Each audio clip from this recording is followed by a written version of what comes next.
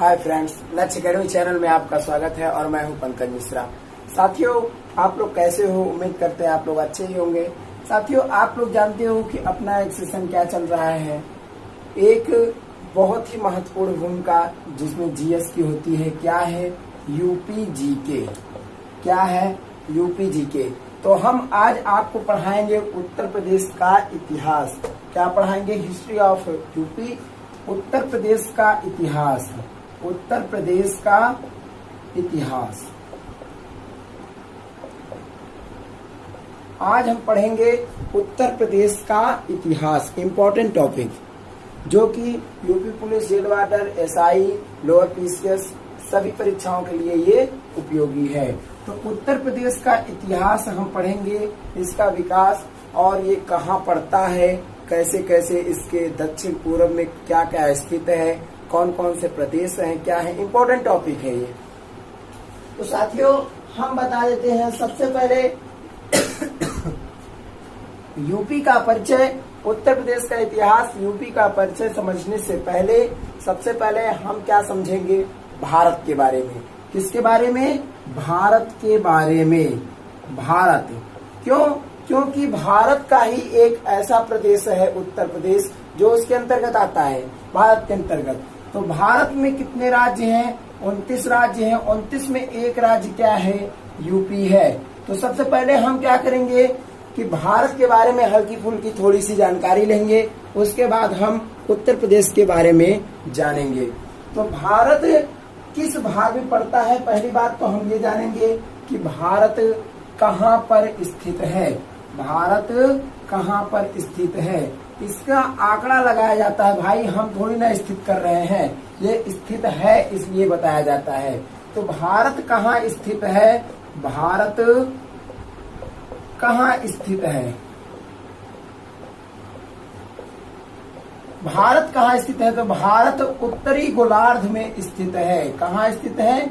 उत्तरी गोलार्ध में स्थित है। कहाँ स्थित है? उत्तरी गोलार्ध में स्थित है। कैसे हम जब जानना चाहेंगे तो ये क्या है? ये अपनी मान लीजिए पृथ्वी है। क्या है?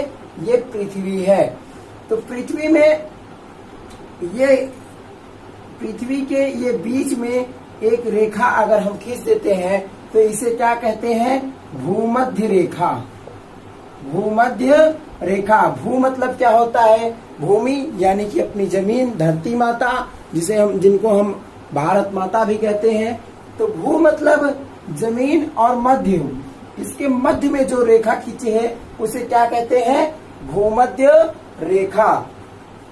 और ये क्या है? ये उत्तर है और ये क्या है? ये दक्षिण है।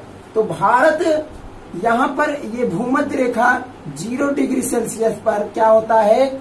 स्थित होता है। कहाँ पर स्थित होता है? 0 डिग्री पर। और यहाँ 1, 2, 3, 4, 5 ऐसे जिस तरह से आप ऊपर चलते चले जाओगे वहां पर ऐसे बढ़ता चला जाएगा।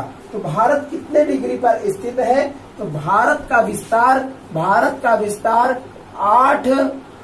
8 डिग्री सेल्सियस 4 मिनट पर होता है। भारत का विस्तार यहाँ से शुरू हो जाता है उत्तरी अक्षांश। भारत का विस्तार 8 डिग्री 4 मिनट उत्तरी अक्षांश से शुरू होता है। उत्तरी अक्षांश हम क्यों कहते हैं? क्योंकि यहाँ हम उत्तर की तरफ जा रहे हैं। अगर हम दक्षिण की तरफ आते तो हम दक्षिणी अक्षांश से कहते।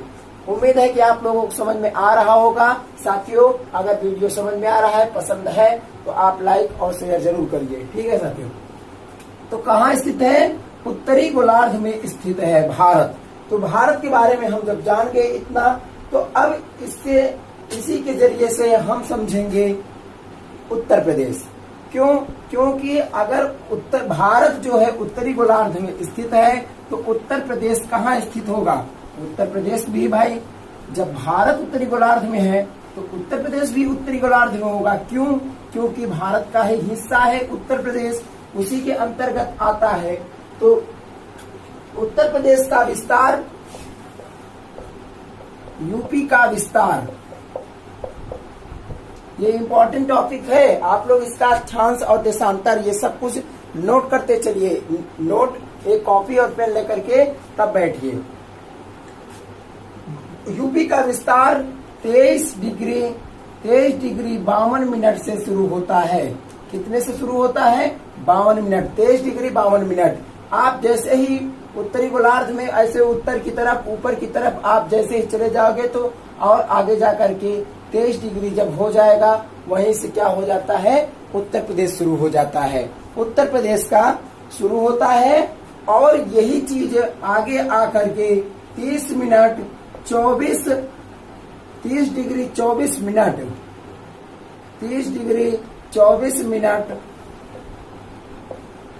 तक 23 डिग्री 52 मिनट से शुरू होता है और 30 डिग्री 24 मिनट तक क्या है? उत्तर प्रदेश का विस्तार है। साथियों, आप लोग इसे एक बार समझ लीजिए, बहुत ही ज्यादा इंपॉर्टेंट टॉपिक है। और ये क्या है? ये देशांतर विस्तार नहीं है, अक्षांश विस्तार है। क्या है? अक्षांश विस्तार है। यहाँ पर ये बहुत ज्यादा कंफ्यूज करता है एग्जाम में। अक्षांश और देशांतर में अंतर क्या होता है, हम अभी आपको बता देते हैं। तो आपको मैं बता दूं, एक क्वेश्चन यहाँ से उठता है, कर्क रेखा, कौन सी रेखा उत्तर प्रदेश के बिल्कुल नीचे से गुजरती है? तो कौन सी रेखा गुजरती है? कर्क रेखा। कौन सी रेखा? कर्क रेखा। कर्क रेखा कितने डिग्री से होकर गुजरती है? 23.5 डिग्री उत्तरी अक्षांश से गुजरती है। 23.5 डिग्री उत्तरी अक्षांश से होकर के गुजरती है। यह उत्तर प्रदेश के बिल्कुल निचले हिस्से से गुजरती है। उत्तर प्रदेश कैसा है अपना? उत्तर प्रदेश ऐसा है,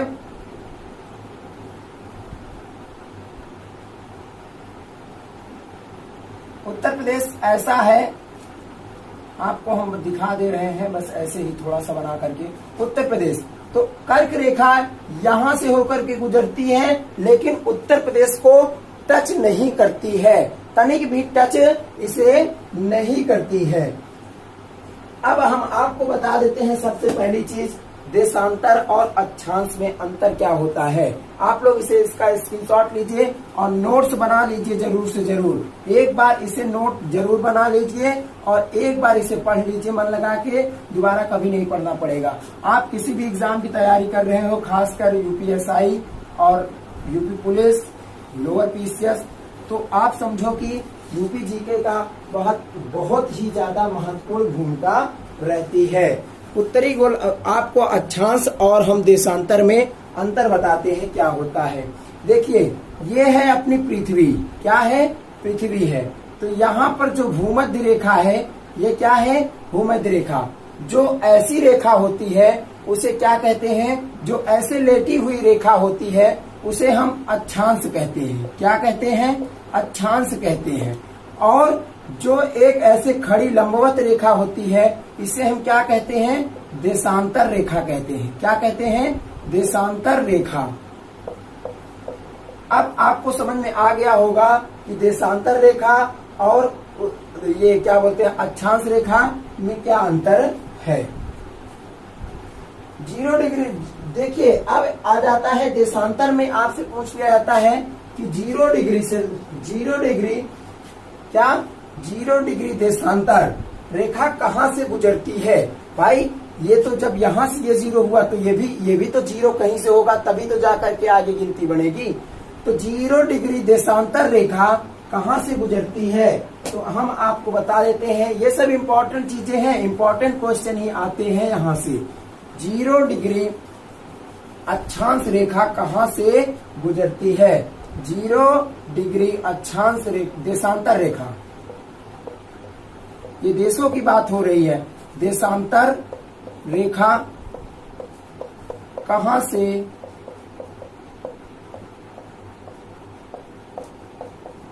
गुजरती है, तो ये कहाँ से गुजरती है? लंदन से गुजरती है। कहाँ से गुजरती है? लंदन से, जिसे हम क्या कहते हैं? जीएमटी। क्या बोलते हैं? जीएमटी। जीएमटी बोलते हैं। क्या? ग्रीनविच, ये भी कहते हैं। क्या कहते हैं? ग्रीनविच कहते हैं। ये क्या करता है? दुनिया का टाइम डिसाइड करता है, ये पूरे विश्व का, संसार का टाइम डिसाइड करता है।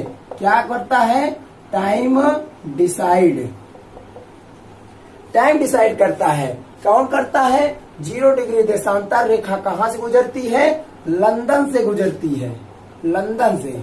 कहां से गुजरती है? लंदन से गुजरती है, जिसे हम जीएमटी कहते हैं या ग्रीनविच भी कहते हैं। और ये क्या करता है? इसका काम क्या है? ये काम विश्व का, पूरे संसार का ये टाइम डिसाइडर है। ये टाइम डिसाइड करता है कि किस देश में कितना समय हो रहा है।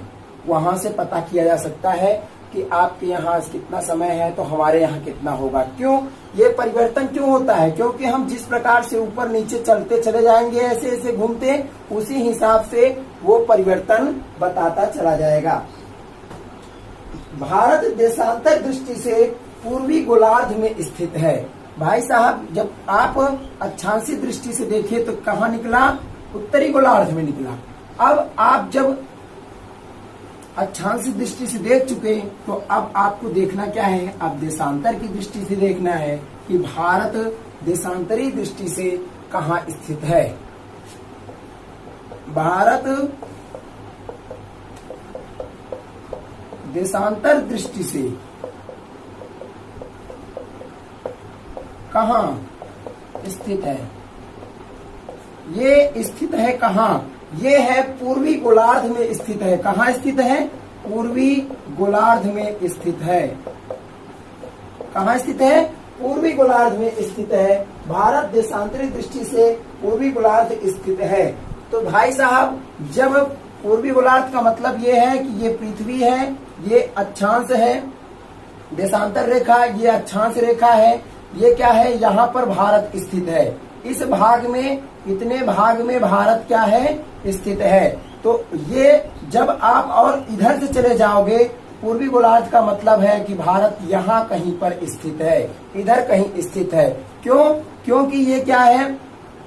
ये तो है पूर्व और ये उत्तर है और ये दक्षिण है, ये पूर्व है और ये पश्चिम है। तो भारत यहाँ कहीं पे स्थित है, यानी कि अक्षांश की दृष्टि से यह उत्तरी उत्तर साइड में स्थित है यहाँ पर, और देशांतर दृष्टि से, इधर की दृष्टि से ये दो पार्ट भाग में बढ़ जाते हैं, तो यह पूर्व में स्थित है। तो इससे हमें कंफर्म हो जाता है कि भारत देशांतर की दृष्टि से पूर्वी गोलार्ध में स्थित है। कहाँ स्थित है? भारत देशांतर दृष्टि से पूर्वी गोलार्ध में स्थित है। तो भाई साहब, एक इम्पोर्टेंट टॉपिक आप माइंड लगाइए कि जब भारत पूर्वी गोलार्ध में स्थित है तो उत्तर प्रदेश कहाँ स्थित होगा? देशांतर की दृष्टि से। जब भारत कहाँ स्थित है? पूर्वी गोलार्ध में स्थित है, तो यूपी देशांतर की दृष्टि से कहाँ स्थित होगा? दृष्टि से कहाँ स्थित होगा? तो भाई साहब, भारत का एक अंग है क्या? उत्तर प्रदेश, वो भी तो एक अंग है। तो वो जब पूर्वी गोलार्ध में स्थित है तो भाई साहब उत्तर प्रदेश भी पूर्वी गोलार्ध में स्थित होगा। पूर्वी गोलार्ध में जब ये पूर्वी गोलार्ध में स्थित है भारत, तो उत्तर प्रदेश तो वो भी पूर्वी गोलार्ध में स्थित होगा। यूपी का विस्तार देशांतर दृष्टि से कितने मिनट पर है, ये देखते हैं हम। तो यूपी का विस्तार देशांतर दृष्टि से, अभी हम अक्षांश की दृष्टि से देख चुके हैं, देशांतर की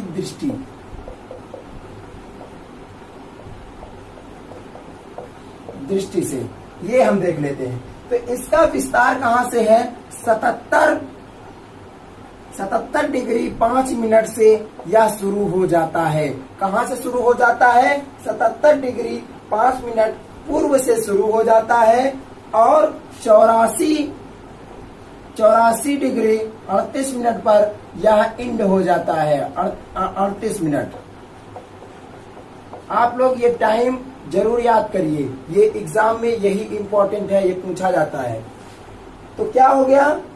यूपी का विस्तार 77 डिग्री 5 मिनट पर शुरू होता है और 84 डिग्री 38 मिनट पर क्या होता है, एंड हो जाता है। ये यूपी का विस्तार है। अब एक क्वेश्चन ये बनता है, आप हमें बताइए कि उत्तर प्रदेश का कौन सा जनपद मध्य प्रदेश से 3 तरफ से घिरा हुआ है। ये उत्तर प्रदेश पुलिस के एग्जाम में कई बार क्वेश्चन पूछा गया है, कई बार पूछा गया। तो लोग उसका क्वेश्चन का आंसर गलत दे देते हैं, कुछ लोगों को तो पता है वो तो सही देते हैं। तो भाई साहब इसका आंसर क्या होगा, यूपी का कौन सा जिला या जनपद, कौन सा जिला मध्य प्रदेश से 3 तरफ से घिरा हुआ है। तो कौन सा जिला है वो, आप लोग बता सकते हो। कौन सा जिला है, ललितपुर। कौन सा है, ललितपुर। ललितपुर क्या है, मध्य प्रदेश से तीनों तरफ से घिरा हुआ है, केवल एक साइड से यहाँ ओपन है। तो उत्तर प्रदेश की सीमा, उत्तर प्रदेश की सीमा हम आपको अब बताएंगे कि उत्तर प्रदेश की सीमा कितने प्रदेश से लगती है और उत्तर प्रदेश की सीमा कितने जिले हैं। उत्तर प्रदेश के दक्षिण में कौन सा जिला है, यूपी के पूर्व में कौन सा जिला है, इन सभी बातों का हम डिटेल में ध्यान देंगे और देखेंगे। आप लोग इसे नोट करते चलिएगा। उम्मीद करते हैं आप लोग कॉपी और पेन लेकर के बैठे होंगे। तो देखिए हम क्या करते हैं, पहले चारों दिशा हम देख लेते हैं। क्लियर। तो सबसे पहले west, east, south, north. East, west, north, south क्या है, 4 दिशा है हमारे पास में। सिंपली वैसे होते तो 10 दिशा है, लेकिन 4 दिशा हम जानते हैं ज्यादातर। तो देखिए उत्तर प्रदेश के सबसे ज्यादा अंतर्राष्ट्रीय सीमा केवल एक देश के साथ बनती है। किस देश के साथ बनती है, एक देश के साथ बनती है, और वो कौन है, नेपाल है। क्या है, एक देश के साथ बनती है और वो कौन है, नेपाल है। नेपाल कहाँ स्थित है, नेपाल यहाँ स्थित है। नेपाल पूर्व और उत्तर पूर्व के बीच में स्थित है नेपाल। कहाँ स्थित है, नेपाल उत्तर और पूर्व के बीच में नेपाल स्थित है। तो भाई साहब हम आज की ट्रिक में आपको पढ़ा भी दिए हैं कि उत्तर प्रदेश का कितना जनपद है, उत्तर प्रदेश के कितने जिले जो अंतरराष्ट्रीय सीमा साझा करते हैं, अंतरराष्ट्रीय सीमा बनाते हैं, ये आज की ट्रिक में हम आपको पढ़ा दिए। तो कितने जनपद हैं, 7 जनपद ऐसे हैं जो अंतरराष्ट्रीय सीमा साझा करते हैं। ये क्वेश्चन लोअर पीसीएस के एग्जाम में भी आ गया है, यूपीएससी के एग्जाम में प्रॉपरली रूप से बराबर आते रहते हैं। आपसे ऐसा पूछ लेगा 7, नहीं तो आपसे डायरेक्ट पूछ लेगा कि उसका क्रम निर्धारण बताइए, उसको क्रम में व्यवस्थित कीजिए कि कौन कौन सा जिला है। आपको अगर आएगा तो ठीक, नहीं आएगा तो क्वेश्चन चला जाएगा। चलिए ठीक है। फिर अब हम देखेंगे हैं कि पूर्व में कौन सा राज्य स्थित है। तो पूर्व में कौन सा राज्य स्थित है, पूर्व में राज्य स्थित है बिहार। कौन सा स्थित है, पूर्व में राज्य स्थित है बिहार। देखिए जब देश के साथ में कोई भी चीज सीमा साझा करता है तो उसे अंतरराष्ट्रीय सीमा कहते हैं, और जब किसी राज्य के साथ में सीमा साझा करता है तो उसे हम अंतरराज्यीय कहते हैं। क्या कहते हैं, अंतरराज्यीय कहते हैं। ठीक है। उसके बाद जब पूर्व हो गया तो अब आ जाते हैं हम दक्षिण में। तो दक्षिण में कौन सा राज्य स्थित है, तो मध्य प्रदेश दक्षिण में स्थित है। आप लोग इसे कंफर्म कर लीजिए। ये सब क्वेश्चन डायरेक्ट पूछे जाते हैं कि उत्तर प्रदेश के पूर्व में कौन सा राज्य स्थित है। क्लियर। अब आ जाते हैं हम यहाँ पर वेस्ट में, पूर्व में, पश्चिम में।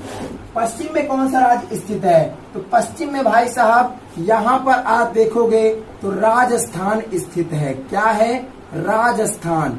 यहाँ पर आपको राजस्थान मिलेगा और एक क्या मिलेगा, यहाँ पर हरियाणा मिलेगा। क्या मिलेगा? हरियाणा मिलेगा। और आप आगे इधर आ जाओगे तो क्या मिलेगा? दिल्ली मिलेगा। ये तीनों हैं, ये केंद्र शासित प्रदेश है, इसलिए यहाँ पर 9, 8 और 9 की गिनती प्रॉपरली रूप से बच्चे भूल जाते हैं। जब पूछा जाता है कि उत्तर प्रदेश कितने राज्यों का सीमा बनाता है, तब कुछ लड़के 8 बोलते हैं, कुछ लोग 9 बोलते हैं। क्यों? क्योंकि केंद्र शासित प्रदेश है, ये एक हटा के दिया जाता है तो 8 हो जाता है, इसे जोड़ दिया जाएगा तो वो 9 हो जाएगा। और अब एक बचता है उत्तर, नॉर्थ। नॉर्थ में कौन सा राज्य स्थित है? तो इधर क्या उत्तर में कौन है? उत्तराखंड। क्या है? उत्तराखंड स्थित है। उत्तर में कौन सा प्रदेश स्थित है? उत्तर में उत्तराखंड स्थित है। आप लोग इसका स्क्रीनशॉट लीजिए, फिर हम आपको और आगे बताते हैं। ये सबसे ज्यादा इम्पोर्टेंट टॉपिक चल रहा है भाई साहब, वीडियो को ज्यादा से ज्यादा शेयर जरूर करना। आप अपना कर्तव्य करिए, हम अपना कर्तव्य कर रहे हैं। आप प्रॉपरली रूप से हमारा पढ़ाने की गारंटी हम जो आपको दिए थे, हम पढ़ाएंगे, सिलेबस को कंप्लीट करेंगे। तो हम पढ़ा रहे हैं, आप कितना पढ़ रहे हो ये अब आप ही समझो। उत्तर प्रदेश का कौन सा जिला सर्वाधिक सीमा साझा करता है? ये क्वेश्चन पूछा जाता है बार बार में। उत्तर प्रदेश का कौन सा जिला, कौन सा राज्य सर्वाधिक राज्यों की सीमा बनाता है? सर्वाधिक सीमा बनाता है यूपी का।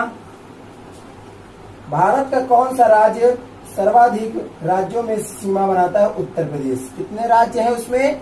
9 राज्य हैं। अब आपको हम दिखाते हैं, ये एक ट्रायंगल और बनाएंगे, ऐसे चारों दिशा बनाएंगे। ये कौन सी रेखा है? देशांतर रेखा। ये कौन सी है? अक्षांश रेखा। ऐसे 2-3 बार रिपीट कर लीजिए, खत्म हो जाएगा। अब हम देखेंगे यूपी के जिले। क्या देखेंगे? जिले। यहाँ पर हम लिख देते हैं, थोड़ा जगह की कमी है। ये क्या है? जिले। तो हम देखेंगे कि यूपी में उत्तर प्रदेश के जिले जो चारों दिशा में स्थित हैं वो कौन कौन से हैं। तो ये क्या है? पूर्व है, ये क्या है? पश्चिम है, और ये क्या है? दक्षिण है, और ये उत्तर है ना। तो अब इसमें जिले को हम देखेंगे कि कौन कौन सा जिला कौन किस किस दिशा में स्थित है, ये चीज हम कवर करेंगे। तो पूर्व से शुरू करते हैं। पूर्व में कौन सा स्थित है? पूर्व में बलिया। बलिया जिला पूर्व में स्थित है। और उसके बाद आ जाते हैं पश्चिम। तो पश्चिम में कौन सा स्थित है? पश्चिम में स्थित है शामली, जो कि अभी कुछ दिन पहले ही केंद्र शासित प्रदेश एनसीआर में शामिल हुआ है। शामली ये उत्तर प्रदेश में, आप सोचिए उत्तर प्रदेश पुलिस के एग्जाम में ये क्वेश्चन पूछा गया था अभी हाल ताज की एग्जाम में कि कौन सा राज्य 23वां राज्य है। ये कौन सा राज्य है? 23वां राज्य है एनसीआर में शामिल होने वाला। पूरब में बलिया, पश्चिम में शामली, और दक्षिण में कौन सा स्थित है? दक्षिण में स्थित है सोनभद्र। कौन स्थित है? सोनभद्र। दक्षिण में सोनभद्र स्थित है। और उत्तर में फिर क्या है? उत्तर में है सहारनपुर। सहारनपुर कहाँ स्थित है? उत्तर में। क्वेश्चन डायरेक्ट बन के आता है, बलिया उत्तर प्रदेश के किस दिशा में स्थित है? तो आप अगर जान रहे हो तो बता दोगे कि पूर्व, नहीं तो आप उत्तर, दक्षिण और कुछ ढूंढोगे। तो ऐसा ही क्वेश्चन गलत हो जाता है। आपको हम इम्पोर्टेंट टॉपिक बता रहे हैं, आप लोग इसे याद कर लीजिए, जरूर से जरूर याद कर लीजिए। उत्तर प्रदेश एक क्वेश्चन और बनता है इम्पोर्टेंट टॉपिक, इसका स्क्रीनशॉट लीजिए, उसके बाद हम और बताते हैं। उत्तर प्रदेश का कौन सा जिला 4 राज्यों के साथ सीमा बनाता है? यूपी का कौन सा जिला 4 राज्यों के साथ सीमा बनाता है? यूपी का कौन सा जिला 4 राज्यों के साथ? अब बताओ, ये क्वेश्चन डायरेक्ट ही बन रहा है। यूपी का कौन सा जिला 4 राज्यों के साथ में सीमा बनाता है? यूपी का कौन सा जिला 4 राज्यों के साथ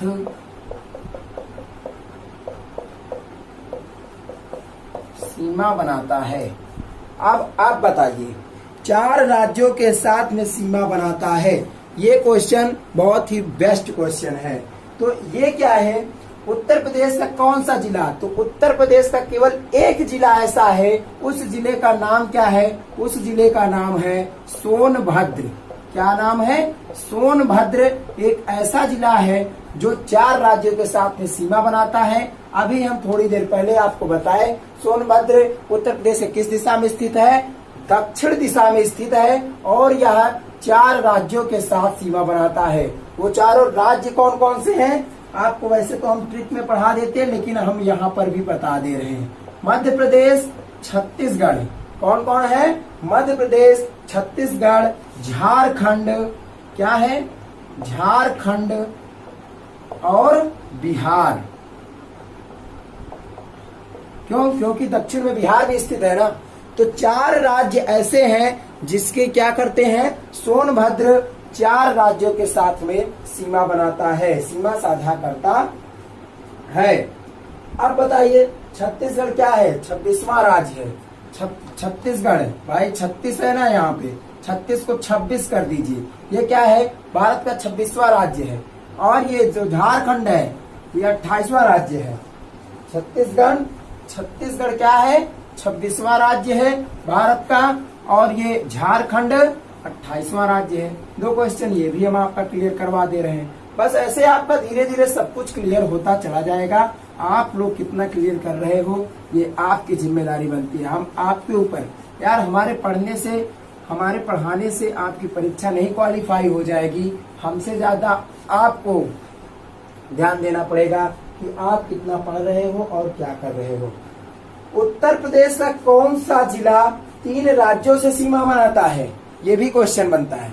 उत्तर प्रदेश का कौन सा जिला, यूपी का कौन सा जिला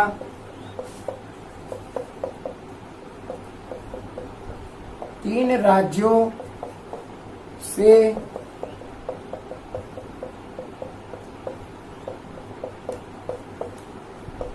बनाता है, तो इसका आंसर हो जाएगा आपका सहारनपुर।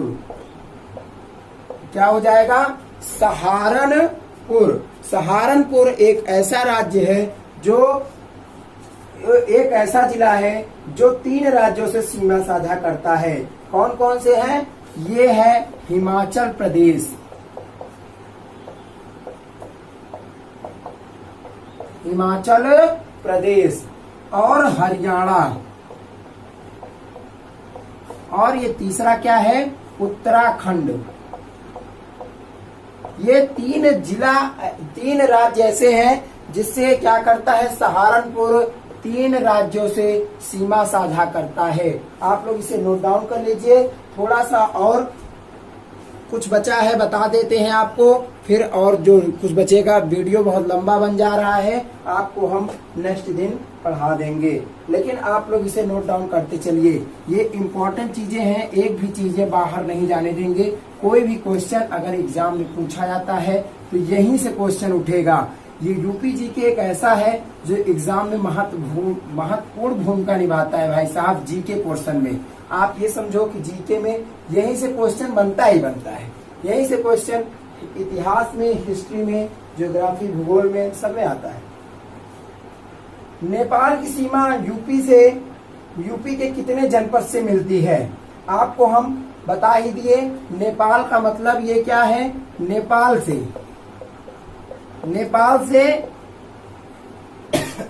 कितने जनपद की सीमा मिलती है। हम अभी आपको बताए हैं कि उत्तर प्रदेश के कितने जनपद अंतरराष्ट्रीय सीमा बनाते हैं। वही क्वेश्चन ये घुमा के पूछ रहा है। अंतरराष्ट्रीय सीमा बनाने का मतलब क्या हुआ कि भाई नेपाल है ना, नेपाल किसी देश से जब सीमा साझा होगा तभी अंतरराष्ट्रीय सीमा बनेगा। और उत्तर प्रदेश के बगल में केवल एक देश स्थित है, वो कौन है, नेपाल है।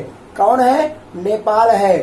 पूरब और उत्तर पूर्व की दिशा में यहाँ पर क्या है, नेपाल स्थित है। कहाँ स्थित है, नेपाल यहाँ स्थित है। आप यही समझो। तो यह पूर्व और उत्तर पूर्व और उत्तर के बीच में स्थित नेपाल है। अंतरराष्ट्रीय सीमा बनाने का मतलब है कि आपको अंतरराष्ट्रीय सीमा कितने राज्यों से बनाता है, तो 7 राज्य से बनाता है। अगर आपको देखना है तो जाकर के ट्रिक की क्लास देख लीजिए। हम ट्रिक की क्लास में आज आपको यही चीजें पढ़ाए हैं कि कितने राज्यों से सीमा, कितने जिलों से सीमा साझा करता है। चलिए अब आपको आगे हम बता देते हैं कौन सा जनपद एक देश के साथ और एक राज्य के साथ सीमा बनाता है। अब बताइए, ये सीमा साझा क्वेश्चन जरूर पूछा जाता है, आप लोग इससे उबना नहीं कि ये क्या बता रहे हैं। सीमा साझा ये जरूर पूछा जाता है। यहाँ से क्वेश्चन उठेगा तो उठेगा और जरूर से जरूर उठेगा।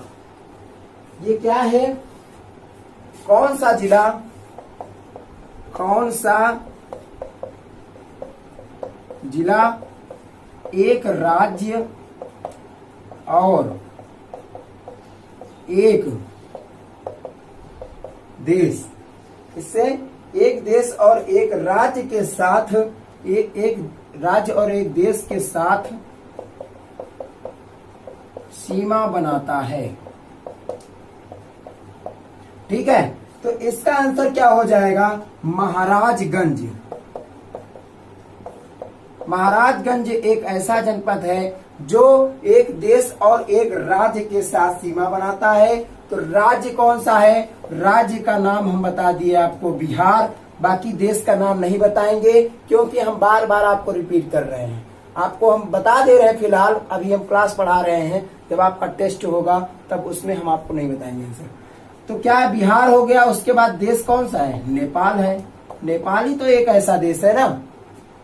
फिर उत्तर प्रदेश के कितने जिले अंतरराष्ट्रीय सीमा बनाते हैं, ये आपको हम पढ़ा चुके हैं, बार बार पढ़ा चुके हैं। उत्तर प्रदेश की सर्वाधिक सीमा किससे लगती है और सबसे कम सीमा किससे लगती है, बस यही लास्ट टॉपिक। उसके बाद यहीं पर हम आज क्लास को समाप्त करते हैं और फिर से मिलेंगे अगले वीडियो में, क्योंकि वीडियो बहुत ज्यादा बड़ा बन जा रहा है और बस हम उतना ही ज्ञान देंगे जितना आप ले सको।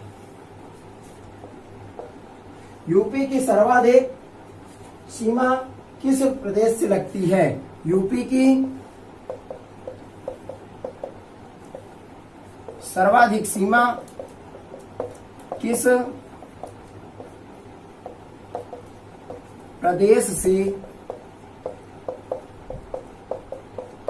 लगती है, किस प्रदेश से लगती है, सबसे ज्यादा मध्य प्रदेश से लगती है और सबसे कम हिमाचल प्रदेश से लगती है। हिमाचल प्रदेश बस थोड़ा सा सटा हुआ है, बाकी छोटा है। क्लियर, आप लोग इसका स्क्रीनशॉट लीजिए। हम आपको देते हैं एक होमवर्क के लिए क्वेश्चन।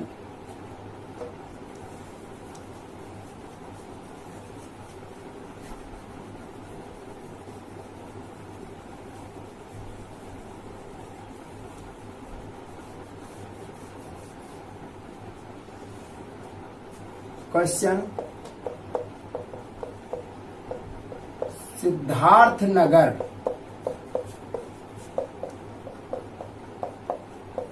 जिले का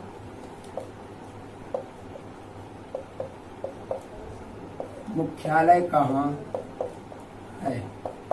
इस क्वेश्चन का आंसर आप नीचे कमेंट बॉक्स में हमें जरूर देंगे, हम आपकी कमेंट का इंतजार करेंगे। आप लोग कमेंट जरूर से जरूर दीजिए, आंसर आए फिर भी ना आए फिर भी। ठीक है साथियों, उम्मीद करते हैं आज का वीडियो आपको अच्छा लगा होगा। आगे नेक्स्ट जो बच रहा है उसको हम अगले वीडियो में आपको पढ़ा देंगे। ठीक है साथियों, मिलते हैं हम अगले वीडियो में, तब तक के लिए बाय बाय।